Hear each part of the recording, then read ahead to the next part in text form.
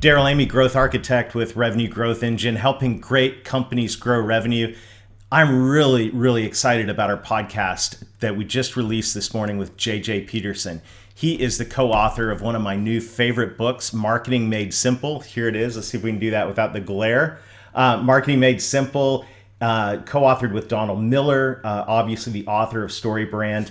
JJ and Donald Miller host the StoryBrand podcast, one of my all-time favorite podcasts that I listen to every week. Definitely recommend you check that out.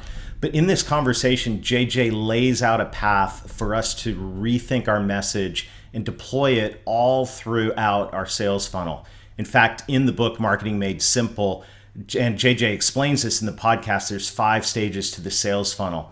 And this is a super practical episode. In fact, I think it's one where you're going to want to take notes, like get out your notepad, get out your phone, get ready to take some notes, because not only will you learn a lot from this podcast, I think you'll also be motivated to go get a copy of Marketing Made Simple, because it's a super handbook right now as we're thinking about how to frame our strategy going forward.